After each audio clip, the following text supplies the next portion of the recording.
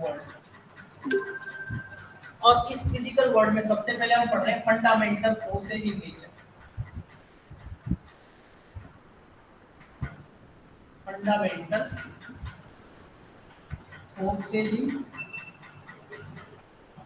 Nature.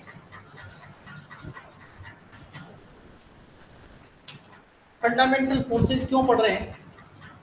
क्योंकि देखिए जब हम फोर्स की बात करते हैं तो हम डिफरेंट टाइप के फोर्सेज बताने लग जाते हैं।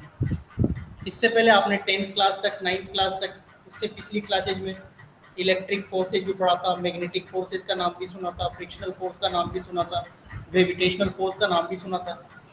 तो हम कह रहे हैं वैसे तो नेचर में बहुत सारे फोर्सेज है, but fundamental forces in nature only 4 forces are fundamental forces in nature.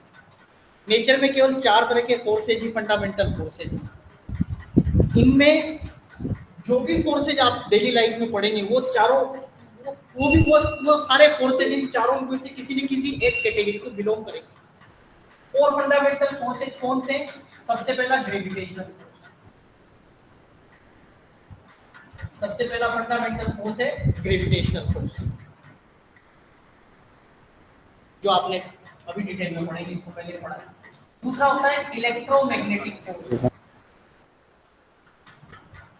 Electromagnetic force दूसरे नंबर का फंडामेंटल फोर्स है इलेक्ट्रोमैग्नेटिक फोर्स। तीसरे नंबर का फंडामेंटल फोर्स है वीक फोर्स। और चौथा फोर्स है स्ट्रॉन्ग फोर्स, या इसको न्यूक्लियर फोर्स भी कहते हैं। तो देखिए पहली चीज तो आपको ये याद रखनी कि नेचर में ये 4 ही तरह के 4 फोर्सेज ही फंडामेंटल है। जो भी आप फोर्स के बारे में पढ़ेंगे, जो भी नया फोर्स या पुराना फोर्स आप जानेंगे, वो इन चारों में से किसी न किसी एक कैटेगरी को बिलोंग करेगा। ये है फंडामेंटल का मतलब। यहाँ पर हम एक एक फोर्स को डिस्क्राइब करेंगे कि ये फोर्स कब लगता है, ये फोर्स अट्रैक्टिव है या रिपल्सिव है, इस फोर्स की रेंज क्या है, इस फोर्स के लिए कौन रेस्पॉन्सिबल है। मतलब रेंज का मतलब हम जानना चाहते हैं कि शॉर्ट रेंज है या लॉन्ग रेंज। छोटी सी रेंज में लगता है, मतलब 2 बॉडीज पास पास रखी हो जब, या दूर रखी हो, बहुत दूर रखी हो, तब भी फोर्स लग जाता है। तो इन चारों फोर्सेज के बारे में हम समझिए जाए। Number 1 gravitational force, number 2 electromagnetic force, number 3 weak force, और नंबर 4 स्ट्रॉन्ग फोर्स या न्यूक्लियर फोर्स इसको कहते हैं। तो इन चारों में से देखिए एक एक फोर्स को हम थोड़ा सा डिटेल में पढ़ते हैं। एंड सबसे पहले हम लेते हैं ग्रेविटेशनल फोर्स। पहले नंबर का फोर्स हम लेते हैं ग्रेविटेशनल फोर्स क्या है। तो देखिए ग्रेविटेशनल फोर्स में सबसे पहले हम पढ़ते हैं Newton's law of gravitation. Newton's law of gravitation, ये आपने पिछली 8th 9th क्लास में पढ़ा था कि 2 bodies of mass is m1 and let me say another body of mass m2 and they are separated by a distance r। मान लीजिए दोनों एक दूसरे के साथ r डिस्टेंस पर सेपरेट हैं, तो ये force Newton's law of gravitation क्या कहता है कि there always exist a force of attraction between these two masses and this attractive force is directly proportional to the product of masses। Means जितना masses का strength ज्यादा होगा, जितनी masses की वैल्यू ज्यादा होगी, उतनी फोर्स की स्ट्रेंथ ज्यादा होगी। And number 2 this force is inversely proportional to the square of distance। this force is inversely proportional to the square of distance। means inverse square law को obey करता है। means if the distance between two masses is large, then force will be smaller and vice versa। and if we combine them, then this becomes F is proportional to m1 m2 upon r square। and by removing here a proportionality sign, here comes a constant of proportionality capital G, जिसको हमने पढ़ा था और आपने भी पढ़ा था। This G is called a universal constant। इसको यूनिवर्सल कांस्टेंट कहते हैं। क्या किसी को G की वैल्यू पता है? क्या होती थी G की वैल्यू, कोई बता सकता है? कैपिटल G की क्या वैल्यू थी, किसी को बताओ तो, याद हो तो बताएं। 9.8 × 10⁻⁶। ना ना ना ना ना, वो तो acceleration due to 7 into 10 raised to the power minus 6. क्या क्या बोला? 6.67 into 10 raised to the power.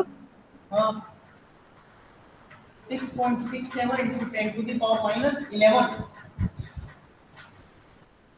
10 to the power कितना? Minus minus 11. 11।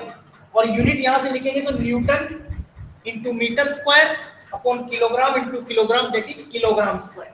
तो इसकी यूनिट हो जाएगी newton multiplied by metre square upon kilogram square.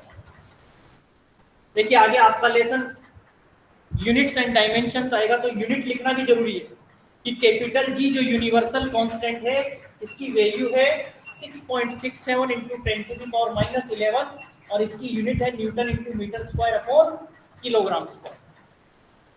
Why it is called universal constant? Anybody can tell? Its value remains same. हाँ हाँ, इसको universal constant इसलिए कहते हैं कि थ्रू आउट यूनिवर्स, पूरे यूनिवर्स में, नॉट ओनली अर्थ, पूरे यूनिवर्स में इसकी वैल्यू सेम है। यानी कि this gravitational force do not depend on the medium in which two masses are placed. हम दूसरे फोर्सेज बाकी पढ़ेंगे, वो तो सब डिपेंड करते हैं कि दो चार्जेस, दो मैग्नेट के पोल्स किस मीडियम में रखे हुए, मीडियम के ऊपर भी डिपेंड करते हैं। पर यहाँ देख रहे हैं कि किसी भी मीडियम में रखो यूनिवर्सल कांस्टेंट सेम रहेगा। यानी कि उन दो मासेज को उतनी ही डिस्टेंस पर आप पूरे यूनिवर्स में कहीं भी ले जाओ, दोनों के बीच में लगने वाला फोर्स हमेशा यही रहेगा, and that force will be always attractive in nature. हमेशा ये फोर्स नेचर में कैसा रहेगा? अट्रैक्टिव रहेगा। तो हमने यहाँ जो फंडामेंटल फोर्सेज पढ़ने हैं, उन सभी फंडामेंटल फोर्सेज में से सबसे पहला फंडामेंटल फोर्स जो मैंने लिया है, ग्रेविटेशनल फोर्स लिया। तो इस ग्रेविटेशनल फोर्स के बारे में हमने तो बता तो दिया ही सही भाई कैसे लगता है, पर सबसे पहले ये देखें इसका नेचर कैसा है। तो नेचर इसका है ऑलवेज अट्रैक्टिव, क्योंकि हम सभी फोर्सेज के बारे में जानेंगे कि नेचर में कैसे होते हैं। कोई रिपल्सिव भी हो सकता है, पर ये तो हमेशा अट्रैक्टिव रहेगा, हमेशा नेचर में अट्रैक्टिव फोर्स है। ये पहली इसकी कैरेक्टरिस्टिक है। दूसरी कैरेक्टरिस्टिक जानिए, देखिए नेचर में तो हमेशा ये अट्रैक्टिव है, इसकी रेंज कैसी है? रेंज का मतलब कहां कहां लगता है? तो देखिए ये शॉर्ट रेंज से लेके लॉन्ग रेंज तक, इसकी लॉन्ग रेंज हम कहेंगे, इसकी बहुत लॉन्ग रेंज। यानी कि this gravitational force you know acts between the earth and sun, between the different stars, between a star and planet. जो पूरा का पूरा आपका जो सोलर सिस्टम है इसी पर बेस्ड है कि हमारा सोलर सिस्टम है, सन एक सेंटर पे, सन के चारों तरफ जो डिफरेंट 8 प्लेनेट्स रिवॉल्व कर रहे हैं, तो सन और अर्थ के बीच में भी लगता है, सन और मरकरी के बीच में भी लगता है, सन और वीनस के बीच में भी लगता है। That's why it is long range. Apart our solar system, हमारे सोलर सिस्टम से भी दूर किसी भी दो स्टार के बीच में चले जाएं तो भी ये फोर्स लगेगा, तो भी ये फोर्स लगेगा, हमेशा ये फोर्स लगता रहेगा। तो ये फोर्स लॉन्ग रेंज फोर्स है, ये फोर्स शॉर्ट रेंज नहीं है, this is long range force, long range force. ठीक है, अब ये फोर्स कितना स्ट्रॉन्ग है, कितना वीक है, तो हम यहाँ पर आप जानेंगे। सबसे पहली बात ही कर रहे हैं, this is weakest force in the nature. ये चारों फंडामेंटल फोर्सेज में जब कंपेयर करेंगे तो सबसे कमजोर है, सबसे वीकेस्ट है। और अपने को कितना महसूस होता है कि ये बॉल, ये पेन छोड़ा अर्थ की तरफ चला गया, अर्थ इसको अट्रैक्ट कर रही है, दिखाई दे रहा है, but it is the weakest force in the nature. Nature में ये वीकेस्ट फोर्स है, ठीक है ना। फिर देखिए जब दो बॉडीज के बीच में कोई फोर्स लगता है तो हम यहाँ एक और चीज डिफाइन करते हैं कि इसका इंटरेक्शन क्वांटा क्या है।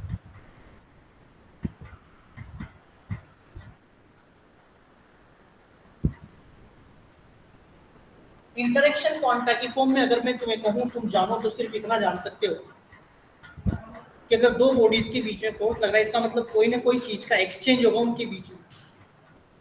दो दोस्तों के बीच में भी किसी चीज का एक्सचेंज हो सकता है। पहला दोस्त दूसरे को रोजाना समोसा खिलाता है तो दूसरा वाला भी उम्मीद करता है कभी तो ये भी खिलाएगा, रोज मेरा खाएगा क्या।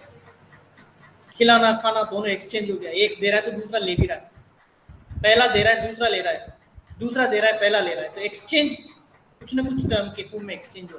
तो वैसे ही यहाँ दो मासेस जिनके बीच में ये ग्रेविटेशनल फोर्स लगता है, एक इंटरेक्शन एक एक्सचेंज क्वांटा होता है, उस क्वांटा का नाम है ग्रेविटॉन।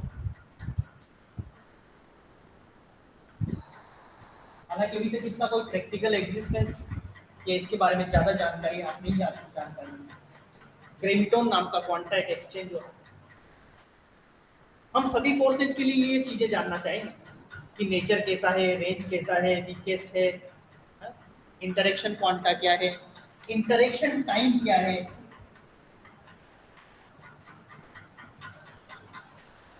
Interaction time.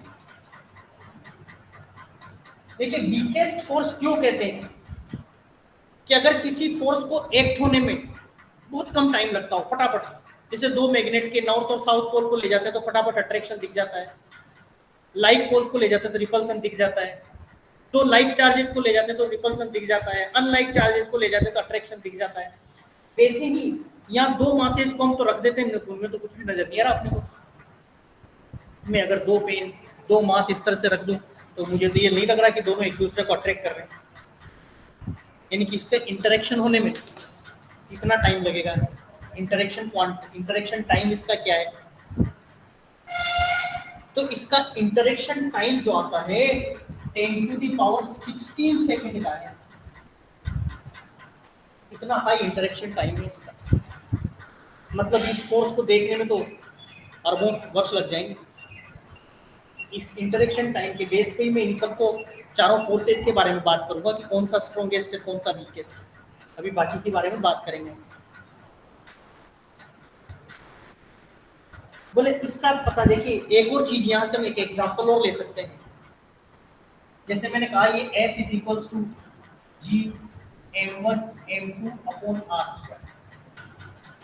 अब अगर मान लीजिए मैं कहूँ m1 और m2 दोनों 1 किलोग्राम की बॉडीज है और r is equals to 1 metre के सेपरेशन पर रखिए। हाँ 1 मीटर 3 फीट होता है, 3 फीट 10 सेंटीमीटर। तो देखिए F is equals to G into 1 into 1 upon 1 square, that is G। G का मतलब 6.67 into 10 to the power minus 11 Newton हो गया। इसीलिए कहते हैं कितना वीक फोर्स है, कितना कमजोर फोर्स है, टू मच वीक। इसकी तुलना में आप अपने आप को समझिए कि आप अर्थ पर कितना फोर्स लगाते हैं। ये सब बातें इसलिए कर रहे हैं कि आप जानते हैं, पहले पढ़े हुए आपने अर्थ पर जो फोर्स लगाया वो क्या होता है, W इक्वल्स टू mg। सबको पता है ये बात। What is your weight? Weight means how much force you exert on the surface of earth। आप अर्थ के सरफेस पर कितना फोर्स लगाते हैं, यही वेट है। W is equals to mg। मान लीजिए आप कहते हैं कि आपका वेट 50 किलोग्राम है, 50 किलोग्राम है, this wrong, it's not weight. 50 kilogram तो मास होता है, तो हम इसको लिखते हैं 50 किलोग्राम वेट। ये एक तरह से आगे पढ़ेंगे आप, फोर्स की ग्रेविटेशनल यूनिट है। तो 50 इसको G से मल्टीप्लाई कीजिए 9.8 से, तो 9.8 से मल्टीप्लाई किया तो 490 न्यूटन आया। अब यही अगर मैं आपसे कहूं कि तुम्हारा वेट तो 490 न्यूटन है, तो बड़ा कंफ्यूजन, बड़ा ऑकवर्ड लगेगा यार, मैं कहाँ इतना भारी लग रहा हूँ। यही हमने कहा 50 किलोग्राम वेट है तो बड़ा आसान लग गया, तो इसीलिए ग्रेविटेशनल यूनिट कहलाती है। तो मतलब आपने कभी महसूस ही नहीं किया कि अर्थ पर आपने 490 न्यूटन का फोर्स लगा दिया, और न्यूटन थर्ड लॉ तो कहता है to every action there is equal and opposite reaction. इतना फोर्स आपने अर्थ पर लगाया तो अर्थ ने भी आप पर उतना ही लगा दिया, पर आपने तो वो भी एक्सपीरियंस नहीं किया। तो जब आप 490 या 500 न्यूटन फोर्स को एक्सपीरियंस नहीं कर सकते तो 6.67 into 10 to the power minus 11 को कैसे एक्सपीरियंस करेंगे? That's why we are calling that it is the weakest force in the nature। इसीलिए यहाँ पर ये बात कही गई है, ये फोर्स नेचर में कैसा है, वीकेस्ट फोर्स है, सबसे कमजोर फोर्स है ये, सबसे वीक फोर्स है ये। This is all about the gravitational force which is the first one among the all four fundamental forces in nature। इन चारों फंडामेंटल फोर्सेज इन नेचर में सबसे ज्यादा हमारा चित परिचित, सबसे ज्यादा जाना पहचाना, सबसे ज्यादा अब तक हमने जिसके बारे में पढ़ चुके थे प्रीवियस क्लासेज, वो ग्रेविटेशन फोर्स ही था। तो ग्रेविटेशनल फोर्स के बारे में कितनी चीजें तो आपने पहले पढ़ी थी, और ये सब आपने नहीं जानी थी। नेचर तो चलो अट्रैक्टिव होता है, रेंज कैसे होती है, वीकेस्ट क्यों होता है, इंटरेक्शन क्वांटा क्या है, इंटरेक्शन टाइम क्या है, ये सब आपने अब जाना। इनवर्स स्क्वायर लॉ को ओबे करता है, जो भी inversely proportional to r square आता है उसको कहते हैं obeys the inverse square law. It's okay, समझ में आया भाई gravitational force? Yes sir. Himanshu Sharma, yes sir. Himanshu do you understand? ये आपका क्लास वर्क होता है बोर्ड पे, ये आपको नोट भी करते रहना है। जहां पर भी आप अपने घर पे बैठ के पढ़ रहे हैं, अपने सेपरेट कॉर्नर पे अपनी टेबल चेयर पे बैठ के पढ़िए, और जो जो बोर्ड पे वर्क हो रहा है इसको क्लास वर्क की नोटबुक में नोट डाउन करते रहिए। सेकंड नंबर का फंडामेंटल फोर्स हमने लिया था इलेक्ट्रोमैग्नेटिक फोर्स। इलेक्ट्रोमैग्नेटिक फोर्स बहुत ज्यादा डेप्थ में नहीं गया हूं मैं, भी आगे भी अभी फर्स्ट लेसन ही आपका। देखिए नाम है इलेक्ट्रो और मैग्नेटिक, यानी कि ये इलेक्ट्रिक भी है इसमें और मैग्नेटिक भी है, दोनों चीजें। इलेक्ट्रिक कब होता है, मैग्नेटिक कब होता है? आपने पढ़ा था चार्ज एक सब्सटेंस पर एक पॉजिटिव चार्ज हो सकता है, एक नेगेटिव चार्ज हो सकता है, उसी बेसिस पे अपन करंट फ्लो करवाते हैं। करंट फ्लो कराते हैं तो करंट कैरियर्स आपके इलेक्ट्रॉन्स होते हैं। तो इलेक्ट्रिक फोर्स में हम कहते हैं कि दो charges, suppose two charges Q1 and Q2 are again separated by a distance r। दो चार्जेस Q1 और Q2 अगर r डिस्टेंस पर सेपरेटेड हैं तो उनके बीच में जो लगने वाला फोर्स है, इस फोर्स को हम इलेक्ट्रिक फोर्स कहते हैं। इस फोर्स को क्या कहते हैं? इलेक्ट्रिक फोर्स कहते हैं। और इसको कूलम्स लॉ, कूलम्स ने सबसे पहले डिफाइन किया था, इसलिए कूलम्स लॉ को जानते हैं, जैसे वो न्यूटन्स लॉ जानते हैं। तो यहां पर भी ये कहता है F is directly proportional to Q1 Q2 when two charges Q1 and Q2 are separated at a distance r, then there always exists a force of interaction between them, and this force is further directly proportional to the product of charges। दोनों charges के product के directly proportional है ये।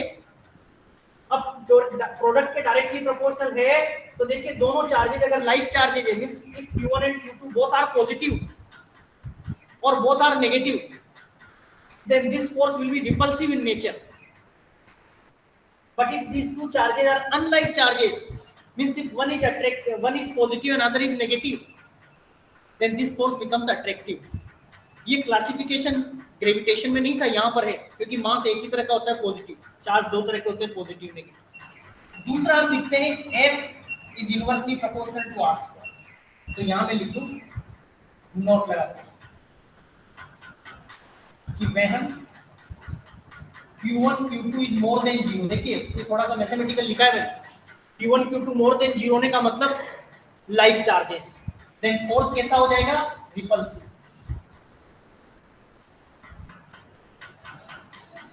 Number 2,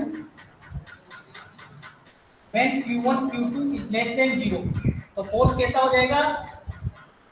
attractive, unlike charges होते हैं। यानी कि पिछला फोर्स तो केवल एक ही तरह का था, मैंने बताया था ग्रेविटेशन में। यहाँ तो दोनों तरह की पॉसिबिलिटीज है, अट्रैक्टिव भी हो सकता है, रिपल्सिव भी हो सकता है। और F इज प्रोपोर्शनल टू कर देते हैं तो Q1 Q2 upon r square आता है। और यहाँ से भी जब हम प्रोपोर्शनलिटी साइन रिमूव कर देते हैं, K आता है कांस्टेंट ऑफ प्रोपोर्शनलिटी, ये Q1 Q2 upon r square है। यानी कि फोर्स तो लगभग वैसा ही inversely proportional, inverse square law, but जो K है प्रोपोर्शनलिटी कांस्टेंट, यहाँ ये है 9 × 10⁹ है इसकी वैल्यू।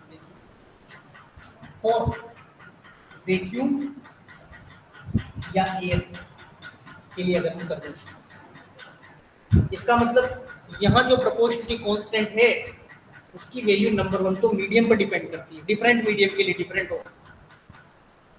और एयर के लिए, वैक्यूम के लिए आप देख रहे हैं इतना आई है 9 × 10⁹, वहाँ था 6.67 × 10⁻27, तो -11। उससे इसको कंपेयर करें तो 10⁻20 टाइम्स तो मुझे वैसे ही स्ट्रॉन्गर नजर आ रहा है। 10 टू द पावर इतना हाई स्ट्रॉन्ग है, इतना ज्यादा स्ट्रॉन्ग फोर्स लग रहा है, ये फोर्स उसकी तुलना में काफी स्ट्रॉन्ग लग रहा है।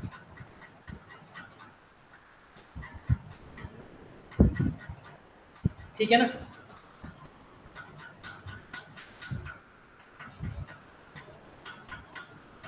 और अट्रैक्टिव रिपल्सिव दोनों हो गया, अट्रैक्टिव भी हो सकता है, रिपल्सिव भी हो सकता है। फिर यहाँ पर भी हम इसके बारे में कहें, इसकी रेंज कैसी होगी, नेचर, वही 4-5 चीजें इसके लिए भी लिखे। नेचर, ये तो हमने पहले क्लासिफिकेशन कर दिया। ऐसे ही मैग्नेट के दोनों पोल्स के बीच में भी चलता है वही, लाइक पोल्स होंगे तो रिपल्सिव हो जाएगा, अनलाइक पोल्स होंगे तो अट्रैक्टिव हो जाएगा। इसका भी नेचर की बात करते हैं तो नेचर यहाँ अट्रैक्टिव भी होता है एंड रिपल्सिव भी होता है, वहां केवल एक ही था, या दोनों तरह का नेचर। रेंज, ये शॉर्ट एंड लॉन्ग रेंज दोनों। एक्चुअली रेंज डिपेंड करती है चार्ज की स्ट्रेंथ पर, कौन चार्ज कितना ज्यादा शक्तिशाली, कितना हेवी है, कितनी स्ट्रेंथ ज्यादा है, जितनी ज्यादा स्ट्रेंथ होगी उतनी थोड़ी रेंज बढ़ जाएगी। और शॉर्ट रेंज इसलिए कहते हैं कि न्यूक्लियस के अंदर भी लग रहा है, दो प्रोटॉन के बीच में रिपल्सिव फोर्स लग रहा है, न्यूक्लियस और इलेक्ट्रॉन के बीच में अट्रैक्टिव फोर्स लग रहा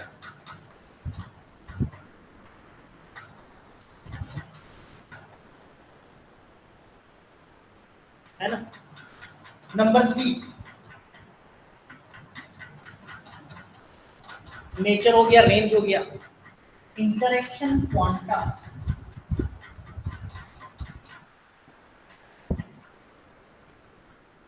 इंटरेक्शन क्वांटा क्या है इसके लिए, इसका इंटरेक्शन क्वांटा है फोटोन, इसको क्वांटा ऑफ लाइट कहते हैं। नाम सुना है फोटोन का सबने कि नहीं सुना? Yes, sir. सुना है, फोटोन का नाम सुना है ना? Yes, sir. ओके,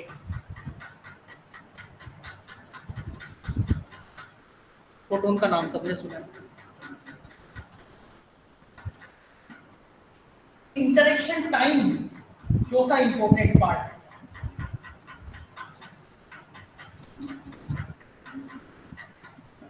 कितनी देर में, तो ये 10⁻⁻20 सेकेंड होगा।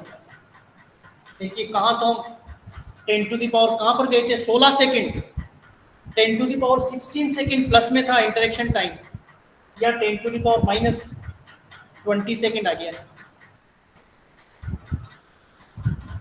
बहुत ज्यादा स्ट्रॉन्ग है उसकी तुलना में, कंपैरिजन करेंगे बाद में चारों फोर्सेस का। तो जैसे हमने ग्रेविटेशनल फोर्स के बारे में सारी चीजें जानी थी, इलेक्ट्रोमैग्नेटिक फोर्स के बारे में जानी। ग्रेविटेशनल फोर्स में तो केवल मासेज ही आता है। अब जैसे आपके पास आता है भाई फ्रिक्शनल फोर्स, बोले अरे तो 4 ही फोर्स पड़े, फ्रिक्शन कहाँ से आ जाएगा इसमें? तो फ्रिक्शनल फोर्स इसी इलेक्ट्रोमैग्नेटिक फोर्स के नेचर को बिलोंग करेगा, वो इसी कैटेगरी में आएगा। ऐसे आप पढ़ेंगे इंटरमोलिक्यूलर इंटर एटॉमिक फोर्सेस, वो भी सब इसी कैटेगरी में बिलोंग करेंगे। तो इसकी रेंज बहुत वाइड है, बहुत दूर दूर तक फैला हुआ है। तो ये आपने इस तरह से सेकंड नंबर का फोर्स। बोलिए, if there is any doubt in electromagnetic force then you may ask to me. ठीक है, बढ़े आगे। अमित मालव,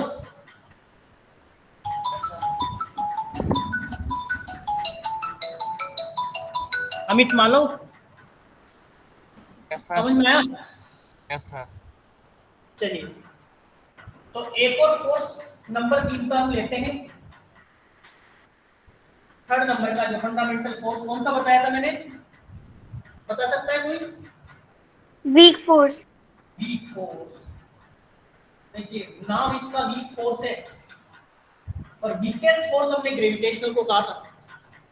नाम तो वीक फोर्स इसका है, पर इसको कहा था वीकेस्ट फोर्स, ग्रेविटेशनल को कहा था।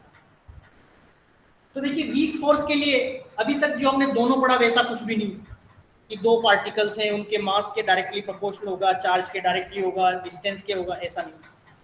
ये कोई इनवर्स स्क्वायर लॉ को ओबे नहीं करता। ये फोर्स कहाँ पाया जाता है? Inside the nucleus. ये फोर्स न्यूक्लियस के अंदर पाया जाता है। ये फोर्स कहाँ पाया जाता है? न्यूक्लियस के अंदर पाया जाता है। इस फोर्स की अवेलेबिलिटी न्यूक्लियस के अंदर, ठीक है। ये फोर्स पाया जाएगा कहाँ पर? न्यूक्लियस के अंदर। तो न्यूक्लियस के अंदर क्या होता है?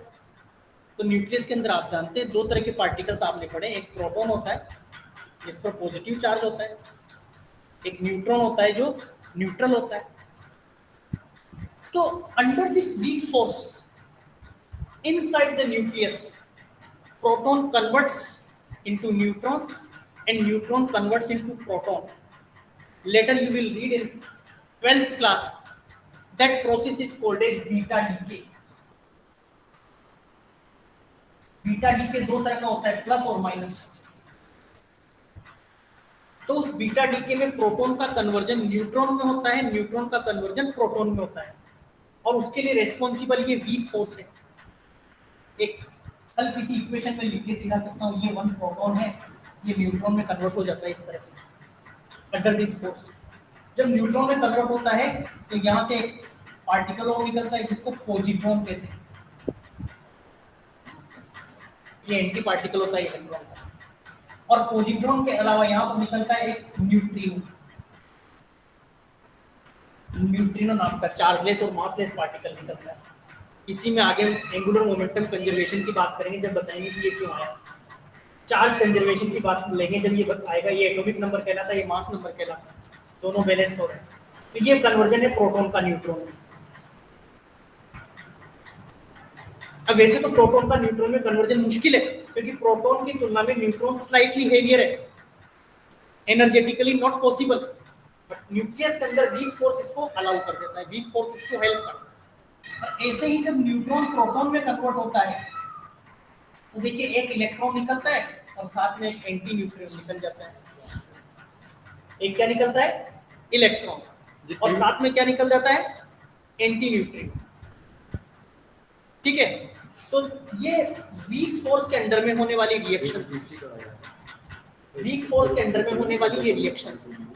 ऐसे ही इसकी भी रेंज की बात करते हैं। ये फोर्स, तो this force exist only inside the nucleus, तो इसीलिए ये फोर्स शॉर्ट रेंज फोर्स है। ये फोर्स कैसा है? शॉर्ट रेंज फोर्स है।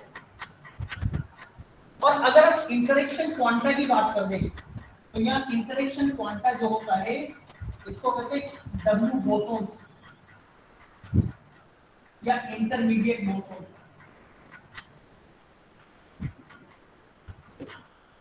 इसके लिए रेस्पॉन्सिबल क्वांटा होता है। और अगर इसका इंटरेक्शन टाइम हम कहते हैं तो ये 10⁻⁻10 सेकंड होता है, जबकि पिछला फोर्स को मैंने इलेक्ट्रोमैग्नेटिक कहा था वह 10⁻20 सेकंड था। इसलिए उसकी तुलना में ये वीक है, पर ग्रेविटेशनल की तुलना में ये स्ट्रॉन्ग है। तो ये वीक फोर्स का रोल है। वीक फोर्स क्या काम करता है न्यूक्लियस के अंदर? प्रोटॉन का कन्वर्जन न्यूट्रॉन में, न्यूट्रॉन का कन्वर्जन प्रोटॉन में करवाता है। ये रिएक्शंस आप 12th क्लास में फिर डेप्थ में पढ़ेंगे, डिटेल में पढ़ेंगे। पर न कोई ये अट्रैक्टिव है, न कोई ये रिपल्सिव है। ऐसा केवल और केवल न्यूक्लियस के अंदर ही हो सकता है, न्यूक्लियस के बाहर ये सारी रिएक्शंस पॉसिबल नहीं है। ठीक है, चलिए चौथा फोर्स भी हम आज ले लें, उसको बता दें। ले लो, चौथा फोर्स भी बता दूं। Strong force. कौन सा था फोर्थ नंबर का force? Strong force. Strong force. देखिए स्ट्रॉन्ग फोर्स के लिए कहते हैं इट इज ऑलवेज अट्रैक्टिव। वापस से देखिए यहां पर आ गया नेचर, ऑलवेज अट्रैक्टिव। नेचर में हमेशा कैसा है? ये अट्रैक्टिव है। ये फोर्स नेचर में हमेशा अट्रैक्टिव है and it is strongest force in the nature. Strongest force, जो चारों फंडामेंटल फोर्स हैं उसमें सबसे ज्यादा स्ट्रॉन्ग यही, strongest force in the nature. इससे ज्यादा स्ट्रॉन्ग कोई भी नहीं। इसकी रेंज भी शॉर्ट रेंज है, क्योंकि ये भी केवल न्यूक्लियस के अंदर ही पाया जाता है, न्यूक्लियस के बाहर ये भी नहीं पाया जाता। यहाँ पर भी न कोई इनवर्स स्क्वायर लॉ नहीं है, कोई पार्टिकल के मासेज के डायरेक्टली प्रोपोर्शनल नहीं है, कोई चार्जेस के प्रोपोर्शनल नहीं है, कोई डिस्टेंस के नहीं है, ऐसा कुछ भी नहीं है ना। तो रेंज इसकी शॉर्ट रेंज होगी, नेचर हमेशा अट्रैक्टिव हो गया। इसके लिए अगर इंटरेक्शन क्वांटा की बात करते हैं हम, तो इसका इंटरेक्शन क्वांटा देखिए है पाई मीजोन्स। तीन तरह के पाई मीजोन्स होते हैं, पाई प्लस, पाई माइनस और पाई जीरो। तीन तरह के पार्टिकल्स होते हैं। यानी कि न्यूक्लियस के अंदर लग रहा है तो यहाँ भी प्रोटॉन और न्यूट्रॉन के बीच में लगेगा, या प्रोटॉन प्रोटॉन के बीच में लगेगा।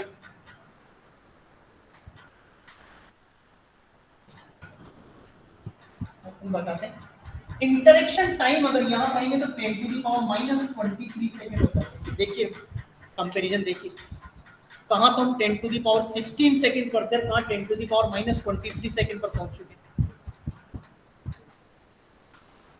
That's why it is strongest force in the nature। हमेशा अट्रैक्टिव होगा, केवल न्यूक्लियस के अंदर होगा, इंटरेक्शन टाइम इतना कम है।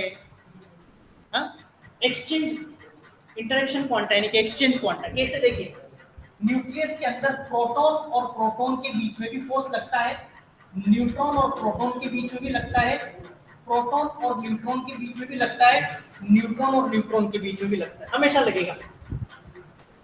जब प्रोटॉन प्रोटॉन के बीच में लगेगा तो एक्सचेंज पाई जीरो का होगा, जब न्यूट्रॉन प्रोटॉन के बीच में लगेगा तो एक्सचेंज पाई माइनस का होगा, जब प्रोटॉन न्यूट्रॉन के बीच में लगेगा तो एक्सचेंज पाई प्लस का होगा, और जब न्यूट्रॉन न्यूट्रॉन के बीच में लगेगा तो एक्सचेंज पाई जीरो का होगा। ये प्लस माइनस जीरो जो भी चार्ज आ रहा है, प्लस चार्ज का मतलब एक इलेक्ट्रॉन के बराबर की चार्ज में कमी वाला पॉजिटिव चार्ज, माइनस का मतलब एक इलेक्ट्रॉन के बराबर का नेगेटिव चार्ज, एक इलेक्ट्रॉन के बराबर का नेगेटिव चार्ज, एक इलेक्ट्रॉन के बराबर का पॉजिटिव चार्ज। तो प्रोटॉन प्रोटॉन के बीच में भी लगता है, न्यूट्रॉन प्रोटॉन के बीच में भी लगता है, प्रोटॉन न्यूट्रॉन के बीच में भी लगता है, और न्यूट्रॉन न्यूट्रॉन के बीच में भी लगता है। सभी जगह ये फोर्स एग्जिस्ट करेगा न्यूक्लियस के अंदर, सभी पार्टिकल्स में। दो ही पार्टिकल आप जानते हैं, प्रोटॉन और neutron.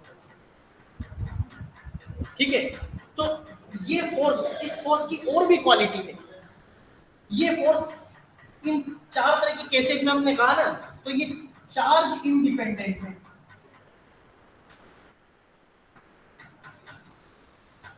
Charge independent, proton proton के बीच में भी वही फोर्स लग रहा है जो प्रोटॉन न्यूट्रॉन के बीच में लग रहा है, या न्यूट्रॉन न्यूट्रॉन के बीच में लग रहा है। कोई से भी दो न्यूक्लियर पार्टिकल तो फोर्स ही लगेगा, इसीलिए इसको चार्ज इंडिपेंडेंट फोर्स कहा जाता है। और एक और बात जानते हैं, this force was discovered by the Japanese scientist Yukawa। That's why this force is also called as Yukawa force। Yukawa force के नाम से भी इसको जानते हैं। चार्ज इंडिपेंडेंट हो गया, स्पिन डिपेंडेंट होता है, ये आगे और पढ़ेंगे आप। दूसरा, ये मात्र एक ऐसा फोर्स है जो नेचर में सैचुरेटेड फोर्स है।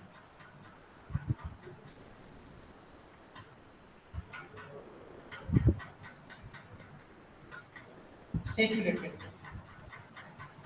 सैचुरेटेड फोर्स का क्या मतलब है? What do you mean by saturation? Saturated force का मतलब यह है कि a particle will exert a force only on its nearby particle। एक पार्टिकल जब ये फोर्स लगाएगा तो केवल और केवल अपने नियर बाई पार्टिकल पर लगाएगा, बाकी और सबसे मतलब नहीं है।